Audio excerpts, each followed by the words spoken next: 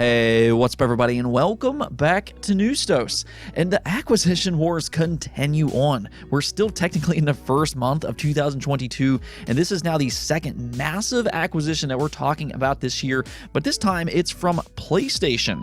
Yes, PlayStation made a big acquisition today for Bungie worth $3.6 billion, though by the way this is being described, it's actually a little strange, but at the same time, it's also highly smart. So we'll kind of go over all of that here in just a bit, or if you just want to skip right over to that part of the video, I absolutely understand. Beyond that though, of course, we do have plenty of other things to talk about, including yet another big Xbox Game Pass game that's coming day one. And actually, this is also a franchise that'll be heading over to the Nintendo Switch for the first time ever. So a lot to be excited about there, so make sure to stay tuned for all of that. To get things started off today, though, we're going to talk about Final Fantasy VII Remake, as it is Final Fantasy VII's 25th anniversary in the year of 2022. And that means for you Final Fantasy VII fans out there, myself included, it's going to be a really good year. They are already teasing multiple Final Fantasy VII projects in development, and for the one that everybody is most excited for, being Final Fantasy VII Remake Part 2, well, it sounds like if everything goes according to plan, we will get a reveal for Final Fantasy VII Remake Part 2 sometime in the year of 2022. This is actually coming from Final Fantasy VII's original director Yoshinori Kitase, which does say that we are hard at work on Final Fantasy VII Ever Crisis, so please look forward to that. In addition, with regards to the long-awaited Final Fantasy VII Remake Part 2, there will be more information this year if we can. He was then pressed on if that means that they will reveal it sometime this year, and he does respond saying, well, yeah, we just started the 25th anniversary of Final Fantasy VII, so we want to celebrate and get fans excited, so within the next 12 months, we want to share some information. Look forward to more information. So there you have it, the highly anticipated Final Fantasy VII Remake Part 2 will be revealed sometime in 2022. As for a release window, we still don't really have much information about that just yet, but I am hoping we do get a release window by the end of 2022, hopefully next to that reveal when they do eventually make that happen. Now, as for the other part here, one of the interesting tidbits that they do talk about is that they do have multiple Final Fantasy VII related projects in development. Now, that could range quite a bit. This could be some more mobile style of games, but it could also be some other DLC type of content like we saw with Yuffie's episode, or, I mean, I'm just going to throw this out there, but maybe we could get a Final Fantasy VII Crisis Core remake. I know a lot of fans really like the original Crisis Core made on the PlayStation Portable, and it would be nice to get more of a modern version of that game with Final Fantasy VII Remake's graphics and combat system. I feel like that one has a lot of potential, but how possible that is, I really don't know. That's just kind of one of my hopes. But nonetheless, for you Final Fantasy VII fans out there, it looks like 2022 is going to be a really, really good year. Next up, we do have some Nintendo news today, as well as it looks like Pokemon Legends Arceus had a massive launch over in the UK. Now, you have to remember that technically, Pokemon Legends Arceus is actually a spin-off game, so this is quite huge, but it is being reported that Pokemon Legends Arceus is the 4th biggest launch of all time in terms of physical units sold over in the UK. So this could actually be even bigger as digital sales continue to rise, but this is extremely impressive for multiple reasons. I will go ahead and put a list up here on screen to show you the top 10 fastest selling Pokemon games over in the UK, but two things immediately stands out here. One being is that Legends Arceus is actually the fastest selling singular entry in the franchise. Going across this list, the only other singular entry that made the top 10 would be Pokemon Yellow, and that would be at the number 9 spot, whereas Legends Arceus is all the way at the number 4 spot. Another impressive part about this, though, is that it's outselling multiple mainline entries that doesn't just have one game, but it actually has 2. So this is actually a fantastic start for Pokemon Legends Arceus. Now, it's not worldwide sales or anything like that, but this is a good sign that we'll probably see something very similar to this across the world.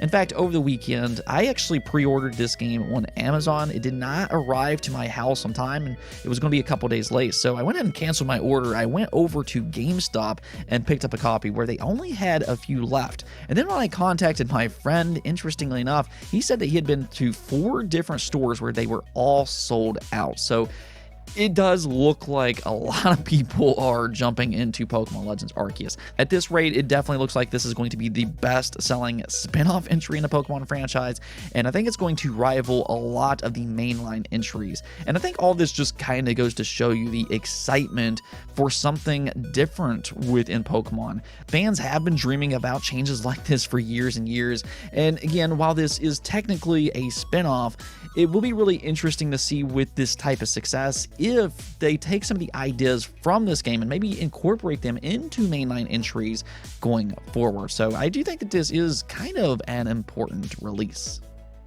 All right, so let's go talk about the elephant in the room, and that is that big PlayStation acquisition, as they have now officially acquired Bungie for $3.6 billion. Yeah, PlayStation has some money as well, and they did make a big acquisition here, and initially this does sound like it's going to make major waves across the industry. Though this acquisition here is actually a little peculiar, it is actually really smart, but it's also a little strange and odd coming from PlayStation, because you wouldn't typically see them make a move like this. So what's happening here is that at first, whenever they did announce this acquisition, the game community absolutely exploded. The headlines and the fan reaction was, this is a response for Microsoft's acquisition of Activision Blizzard, which I'm just going to go and say this is not a response. Acquisitions does not work like that. You can't make an acquisition of this size in just a couple weeks' time. From what we're hearing, they've actually been in discussions about this acquisition for about 5 to 6 months now, so this isn't a direct response to the Activision Blizzard acquisition, but the timing of everything is definitely ironic, to say the least. Now, this is where the acquisition starts to get a little strange, though, because typically when you think about PlayStation, you think exclusives. They've always really prized their big AAA exclusives, and anytime that they've ever made an acquisition, we've never ever questioned exclusivity. It's pretty much a given that they will make their games exclusive. That has been PlayStation's entire strategy for years and years, and it's what they're known for most. So you would think with the acquisition for Bungie that it would be a no-brainer, that this would be for exclusive PlayStation content.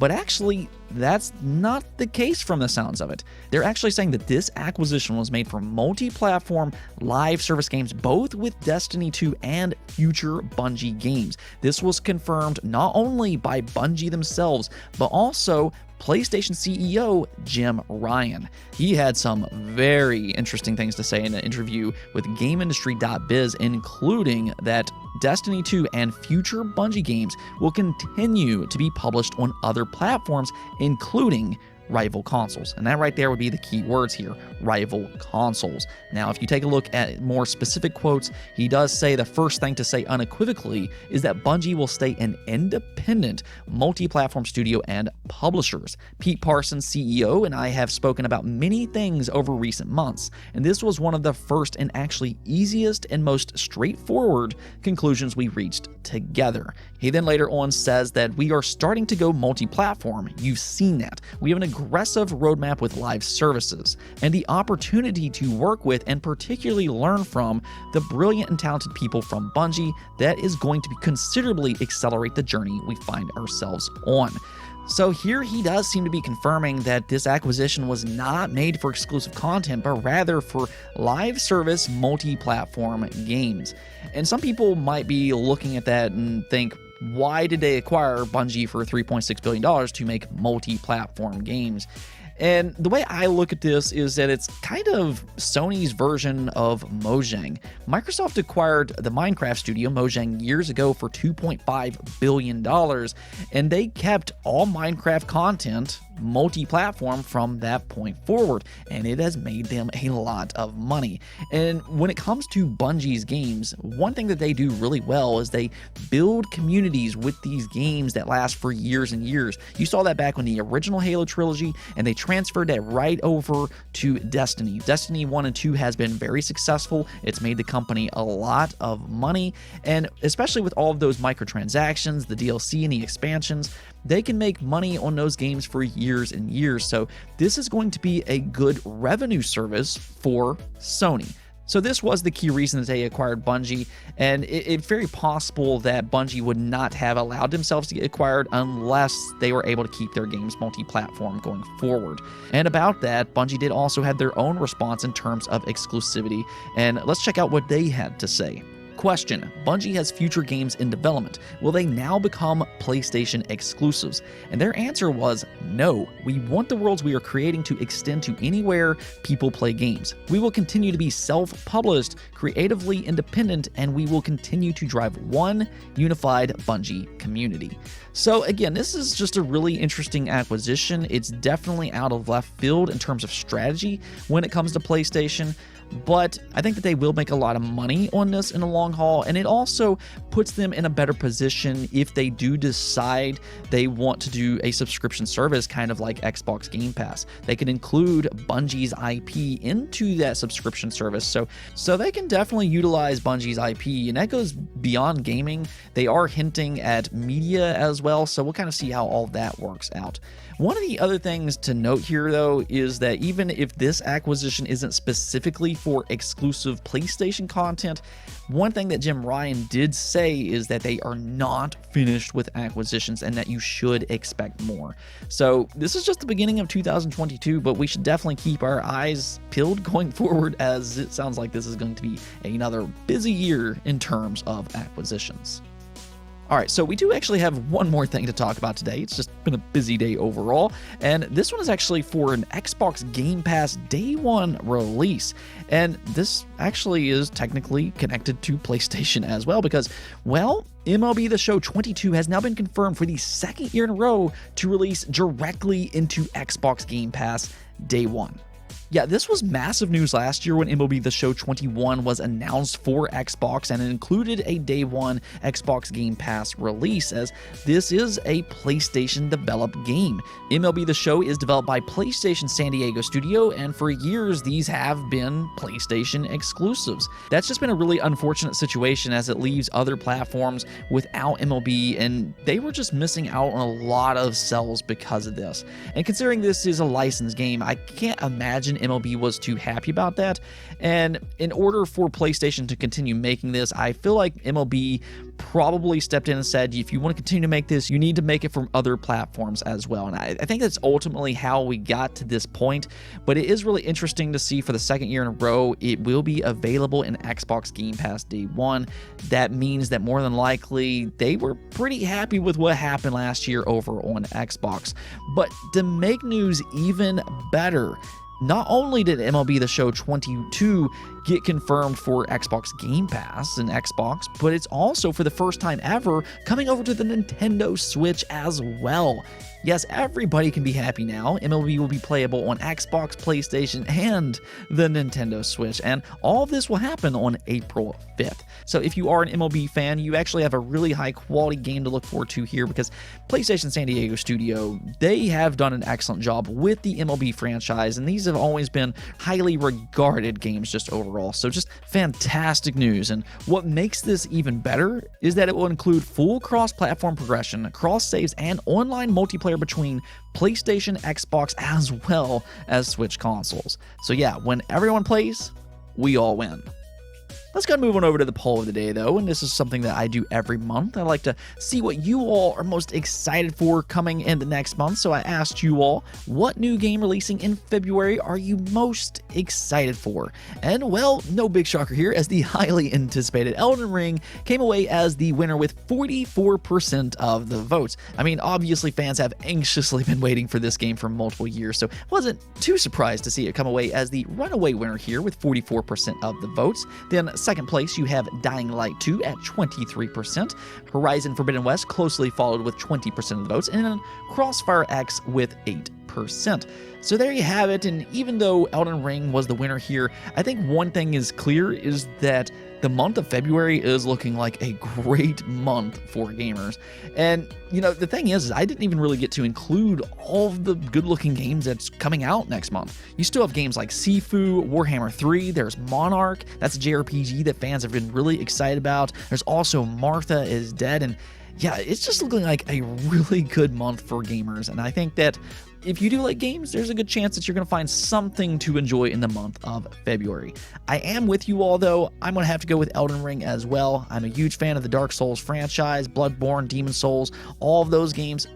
I love what From Software does with their games, and I'm really excited to see what they do here with Elden Ring. Anyways, though, that's it for this episode. But if you liked the video, don't forget to bell notification and subscribe button for more content just like this. Also, if you'd like to support the channel through Patreon, thank you for making this content possible. Peace out.